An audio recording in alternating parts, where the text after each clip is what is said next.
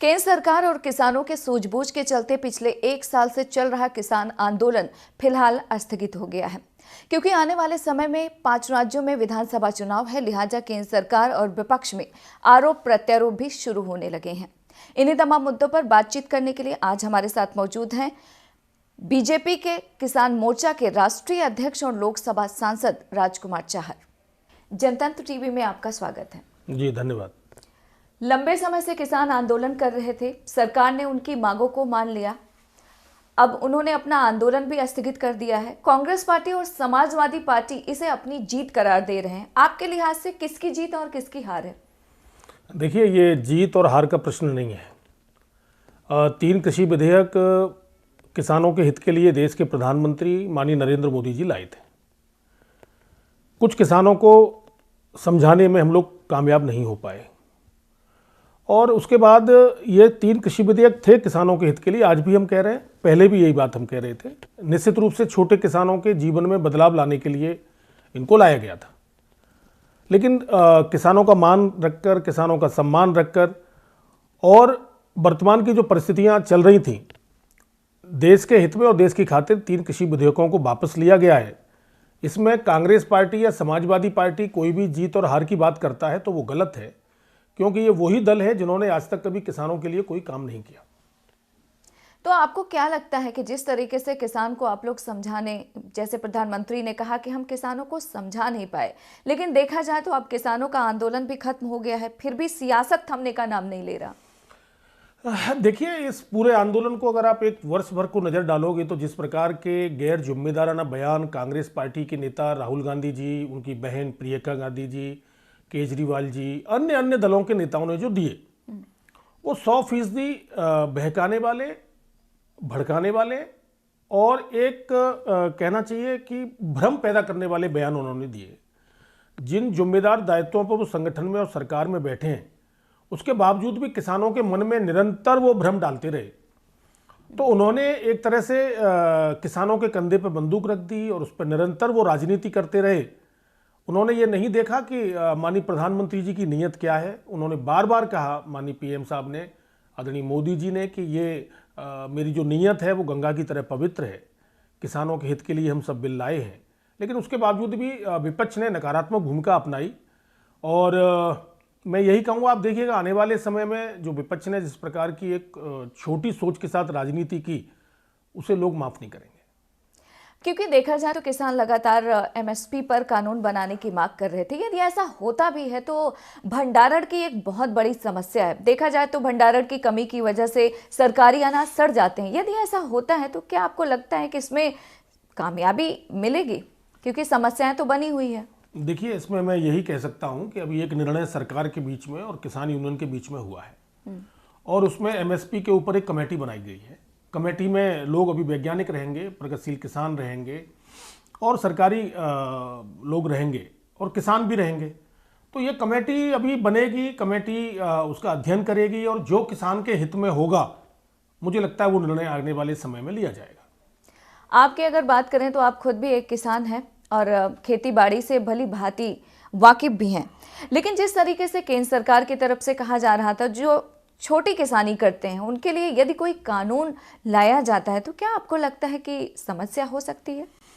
देखिए, मैं ये कहता हूँ कि 6% जो किसान है वो एमएसपी पे अपना 23 फसलों को वो बेचता है। 94% जो देश का किसान है, जिसे कहेंगे बहुत छोटा किसान, लघु किसान, वो अपनी आज उनकी स्थिति ऐसी रह गई है कि 2 बीघे, 4 बीघे, 5 बीघे उनके पास जमीन है। अपने अगर वो खेत में करेंगे तो इतना ही कर पा रहे हैं कि परिवार अपना चला पाए। तो सरकार ने अभी 10,000 एफपीओ देने की बात की है, जिसके अंदर किसानों का एक ग्रुप मिलकर सरकार से सहयोग और अनुदान लेकर खेतीबाड़ी की नई तकनीकी से खेतीबाड़ी करके उसमें लाभ कमाने का काम करेगा। तो अब तो एक एफपीओ एक बड़ा रास्ता है जो किसानों के लाभकारी सिद्ध होगा किसानों के लिए और आने वाले जीवन में बदलाव लाएगा। ये एफपीओ से ही संभव है।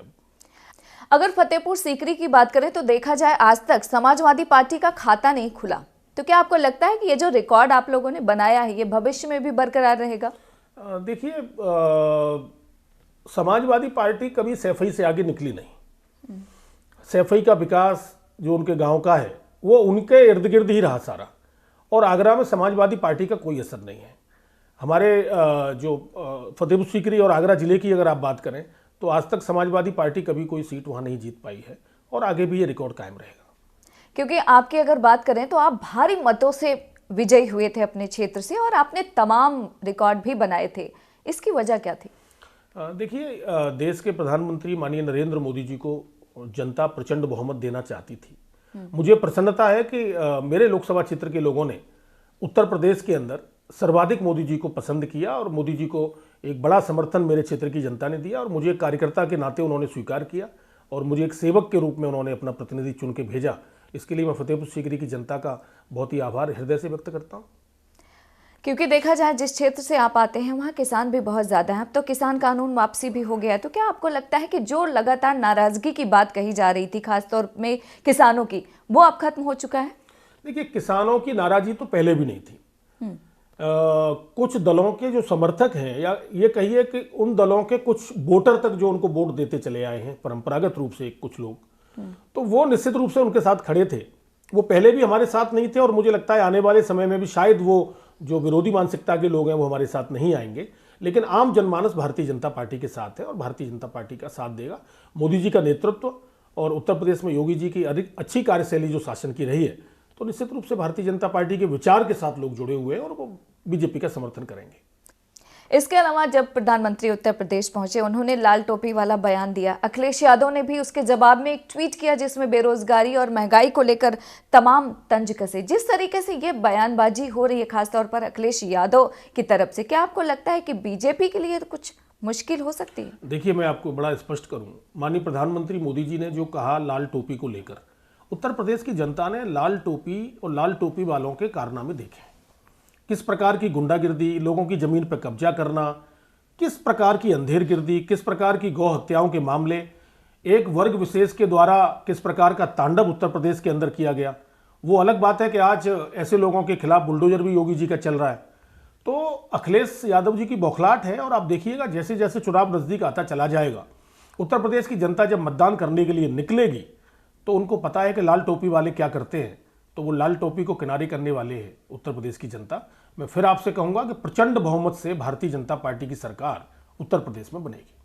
आम आदमी पार्टी की अगर बात करें तो अरविंद केजरीवाल यूपी में तो एंट्री कर ही चुके हैं, उत्तराखंड, पंजाब में भी। पंजाब में तो उन्होंने कहा है कि महिलाओं को 1-1 हज़ार रुपए भी देंगे, बिजली पानी फ्री देने की बात तो कह ही चुके हैं।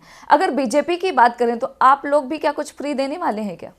देखिए, हम लोग कोई फ्री की बात कभी आज तक हमारी सरकारी की ओर से की नहीं जाती है। जनता के हित में जो भी फैसले लिए जाते हैं, कितना हम जनता के लिए करते हैं, जनता का ही पैसा है, जनता में ही लगाना है, तो फ्री की भरपाई आप कहाँ से करेंगे, कैसे करेंगे। लेकिन फिर भी मुझे पता है कि घोषणा पत्र जब हमारा आएगा तो जनता के हित में बहुत व्यापक और प्रभावी रूप से ऐसा आएगा जिससे आम जनमानस कहेगा केजरीवाल जी की तरह झूठ बोलने का काम भारतीय जनता पार्टी नहीं कर सकती।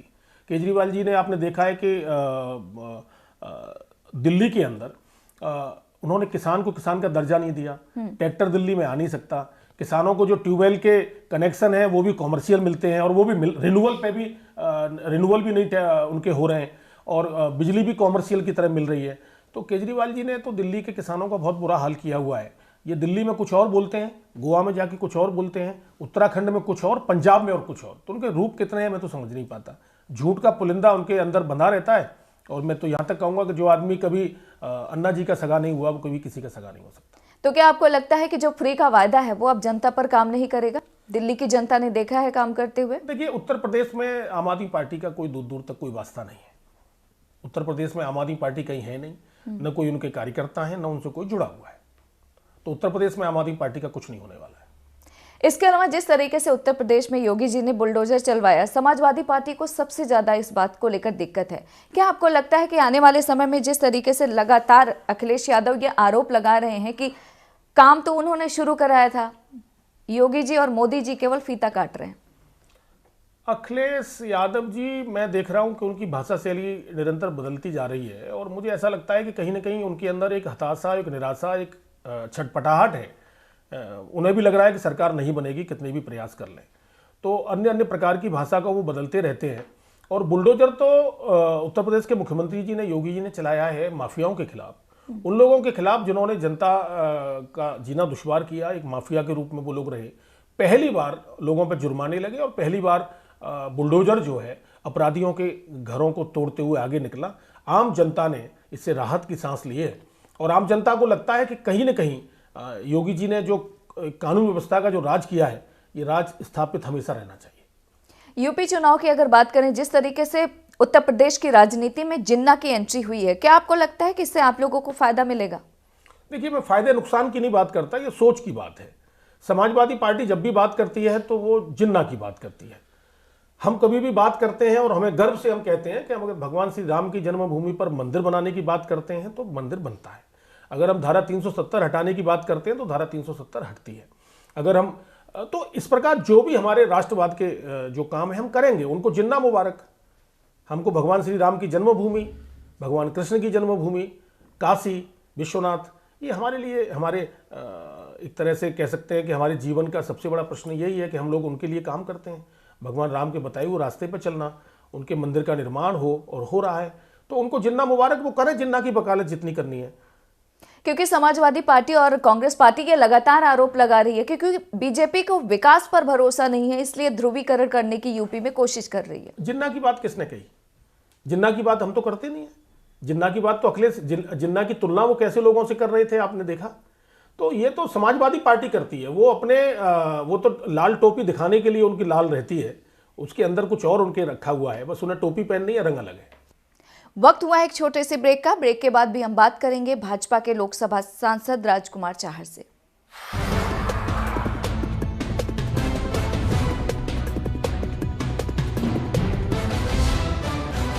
ब्रेक के बाद आपका स्वागत है और हम बात कर रहे हैं बीजेपी के लोकसभा सांसद और राष्ट्रीय किसान मोर्चा के अध्यक्ष राजकुमार चाहर से।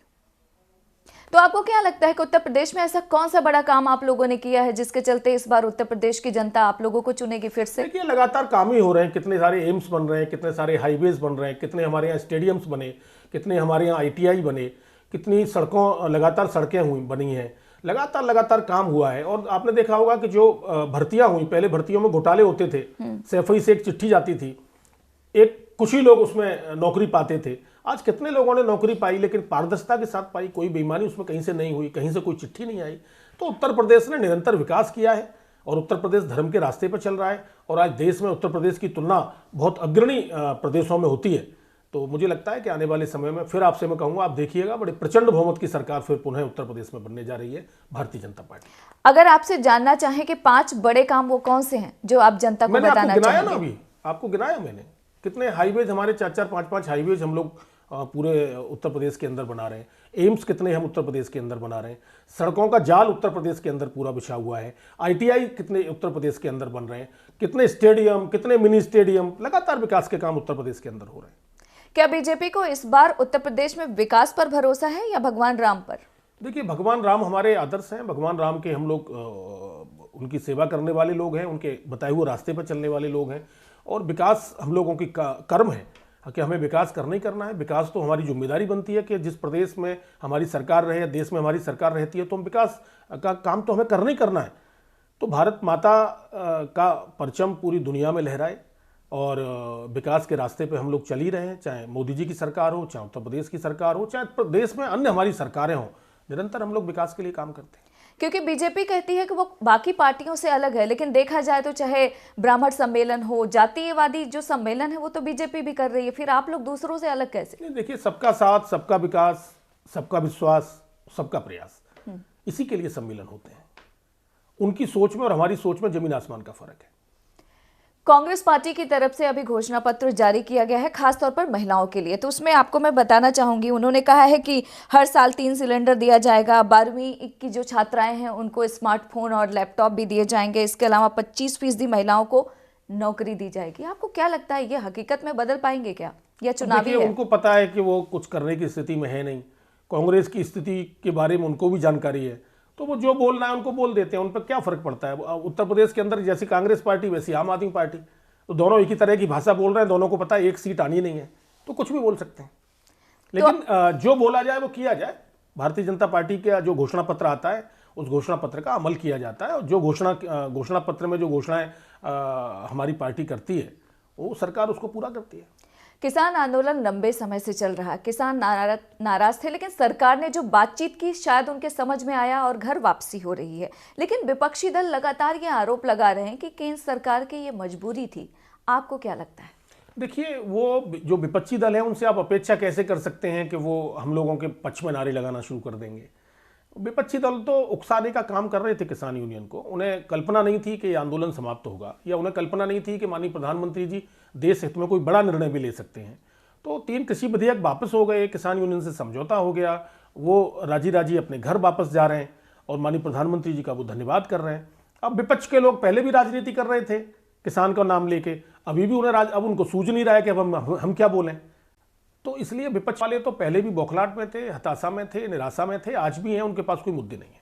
तो क्या आपको लगता है कि विपक्ष के हाथ से राजनीति का एक बड़ा मुद्दा छूट गया? मैं ऐसे तो मैं नहीं कहूँगा कि मुद्दा छूट गया, वो मुद्दा विहीन शुरू से हैं। उनके पास कभी कोई मुद्दा नहीं रहा।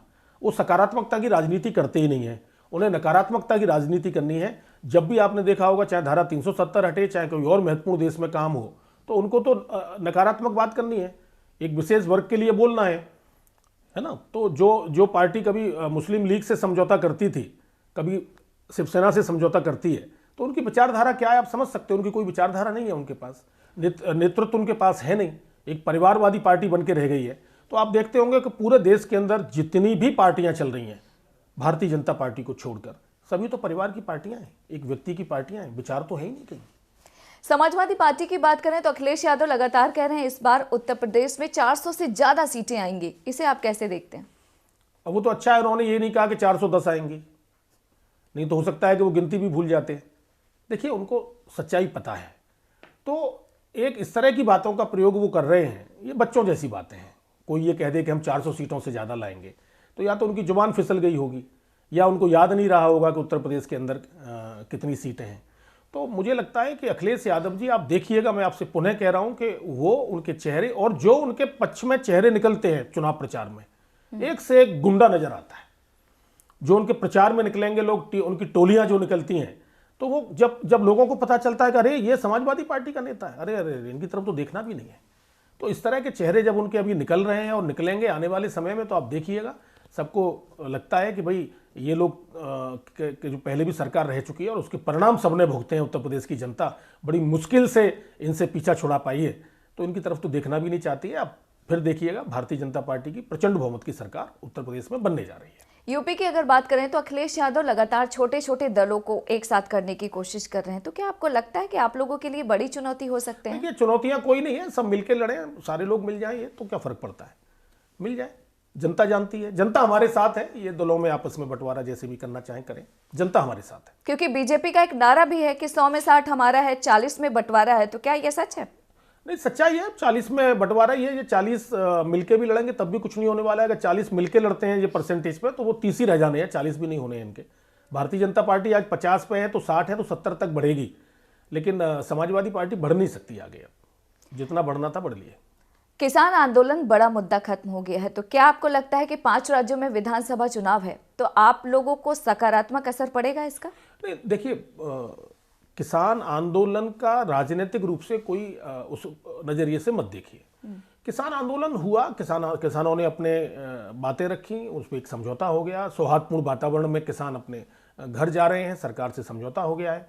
और किसान यूनियन के लोगों को भी ये पता है कि देश के प्रधानमंत्री माननीय नरेंद्र मोदी जी जितना किसानों के लिए लगातार कर रहे हैं, चाहे हमारी पहली सरकार जब माननीय अटल जी की बनी थी, तो किसान क्रेडिट कार्ड उन्होंने दिया था किसान को। पहली बार साहूकारों से मुक्ति मिली थी किसान को, ये आम किसान जानता है। और जब माननीय मोदी जी की सरकार हुई, तो उसमें किसान क्रेडिट कार्ड में भी 2 चीजें और बढ़ाई, उसमें पशुपालन को भी जोड़ा, उसमें मत्स्य पालन को भी जोड़ा, तो किसानों को और उसका लाभ मिल रहा है।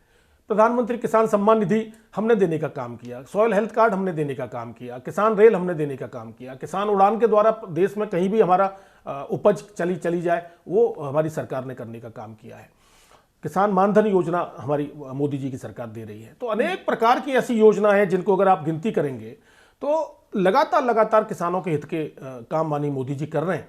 तो देश का किसान तो मोदी जी पर विश्वास करता है, और मोदी जी और देश का किसान आपस में बहुत ताकत से जुड़ा हुआ है। विपक्ष ये कह रहा है सरकार तो लोकतंत्र की हत्या कर रही है, वो विपक्ष की आवाज दबाना चाहती है ताकि जनहित के जो मुद्दे हैं वो उठा ना सके संसद में। देखिए मैं लगातार वहाँ देख रहे हैं, हम सब लोग, पूरा देश देख रहा है कि लोकसभा की जब भी कार्रवाई होती है और राज्यसभा की जब भी कार्रवाई होती है, ये लोग भागते हैं, चर्चा में नहीं रहना चाहते, कोई ना कोई बहाना लेंगे, प्रदर्शन करेंगे, सदन के अंदर करेंगे, सदन के बाहर करेंगे। तो लगातार ये लोग चर्चा से भागते हैं, क्योंकि चर्चा होगी तो पूरा देश देखेगा और देश देखेगा कि इनकी क्या डेप्थ है, इनके मुद्दे क्या हैं। तो मुद्दे उनके पास है नहीं, मुद्दा विहीन है उन पर, तो एक बहाना ढूंढते हैं कि देखिए साहब हमारी बात नहीं सुनी जा रही है। चर्चा में भाग ले, आए, डिबेट करें। क्योंकि विपक्ष की अगर बात करें, वो लगातार ये कह रहे हैं कि हम तो महंगाई और बेरोजगारी पर चर्चा करना चाहते हैं, सरकार है कि सुनने को तैयार किसी पर चर्चा करने तैयार नहीं है। सरकार अलग अलग बिंदु ले लेके आती है, उस पर भी वो चर्चा करने तैयार नहीं होते, वो चर्चा से भागते हैं। उनके पास कोई मुद्दा नहीं है। मुद्दा विहीन होने के कारण विपक्ष की जो एक सकारात्मक भूमिका निभाई जाती है वो नहीं निभा रहा है, अपने फर्ज से भाग रहा है। तो आपको क्या लग रहा है कि जिस तरीके से वर्तमान में स्थितियां बनी हुई हैं, विपक्ष खुद नहीं चाहता है कि जनहित से जुड़े हुए मुद्दे संसद के पटल पर चर्चा हो सके? देखिए मैं आपको पुनः कह रहा हूं, विपक्षी दलों के पास कोई विचार नहीं है, उनके पास कोई मुद्दे नहीं है। विपक्षी दलों पे आप नजर दौड़ा के देखिएगा तो चाहे वो कांग्रेस पार्टी हो, चाहे अन्य छोटे दल हो, वो सब एक परिवार की पार्टियां हैं, अपने परिवार को चला रहे हैं, बाप बेटा बेटी, यही उनके मुद्दे हैं। वो कैसे राजनीति में जिंदा रहें, उसके लिए वो लगातार अपना कुछ न कुछ हल्ला गुल्ला पार्लियामेंट के अंदर करते रहते हैं। मुद्दे उनके पास नहीं है।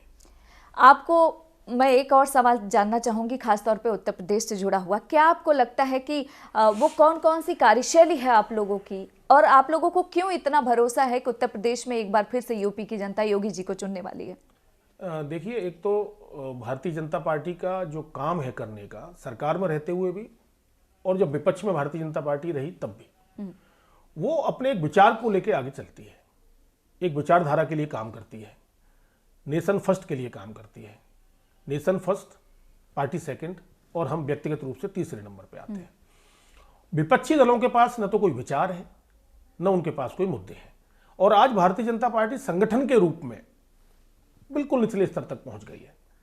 अंत्योदय हमारा नारा है, जो माननीय दीनदयाल उपाध्याय जी ने अंत्योदय का एक सपना देखा था। तो आज आप देख रहे हैं कि गरीबों के लिए किस प्रकार मोदी जी की सरकार, और उत्तर प्रदेश में साथ में योगी जी ने भी किया, डबल किसान गांव के जो आम जनमानस है, गरीब कल्याण की योजनाएं चलाई जा रही हैं, उनको अन्न दिया जा रहा है। आज संगठन में भी पन्ना प्रमुख तक हमारे बन गए हैं। दूसरे दलों के पास केवल चुनाव से 2 महीने पहले वो लोग निकल के आते हैं। तो संगठन का एक इतना व्यापक हमारे पास स्ट्रक्चर है, और कार्यकर्ता जो हमारा है वो निश्चित रूप से बहुत अच्छा है। जो हम लोग बोलते भी है कि हमारा कार्यकर्ता देवतुल्य है, तो वो कार्यकर्ताओं की एक पूरी फौज हमारे पास है, निष्ठावान कार्यकर्ताओं की फौज है। तो विपक्षी दल कहीं कोई स्टैंड नहीं करते भारतीय जनता पार्टी के आगे। आखिरी सवाल, देश पूरा चुनावी मोड में है, क्योंकि 5 राज्यों में विधानसभा चुनाव भी है। लेकिन देखा जाए तो ओमिक्रॉन जो नया वेरिएंट है कोरोना का, उसने भी दस्तक दे दिया है। ऐसे में क्या आपको लगता है कि चुनावी रैलियों के साथ साथ एहतियात बरतने की भी जरूरत है? देखिए, निश्चित रूप से एहतियात तो हमें आज भी बरतना चाहिए, चाहे कोई नया वेरिएंट आए या नहीं आए। लापरवाही ठीक नहीं है। और जिस प्रकार से देश के प्रधानमंत्री माननीय नरेंद्र मोदी जी ने कोरोना के इस काल में जो मुकाबला किया है, और पूरी दुनिया के अंदर ये दिखा दिया है कि भारत उसमें अग्रिम पंक्ति में रहा, अपने देश की वैक्सीन बनाई, और अपने देश की वैक्सीन को अपने देशवासियों को भी लगाया रिकॉर्ड उसमें, और विदेशों को भी उसको सहयोग के लिए भेजा। तो मैं समझता हूं कि आज मोदी जी की आम जनमानस उनको धन्यवाद दे रहा है, आभार प्रकट कर रहा है। तो सावधानी तो हमें हर समय बरतनी चाहिए, और सावधानी के साथ ही जीवन में आगे बढ़ना चाहिए। और मैं तो यही कहूँगा कि निश्चित रूप से हम लोग सावधानी बरतें, वेरिएंट ना आए तो बहुत ही अच्छा है। आपने हमें समय दिया, उसके लिए आपका बहुत बहुत शुक्रिया। जी धन्यवाद, शुक्रिया। तो आप सुन रहे थे बीजेपी नेता राजकुमार चाहर को, जिन्होंने तमाम सवालों के जवाब बड़े ही बेबाकी के साथ दिए। फिलहाल आप हमें और हमारी टीम को इजाजत दीजिए और देखते रहिए जनतंत्र TV.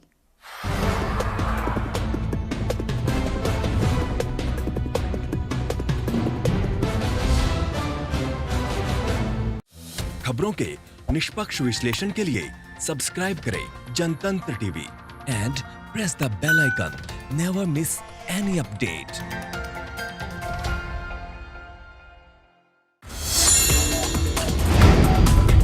Download the Janatantra TV app, available on Google Play and App Store. Download it now.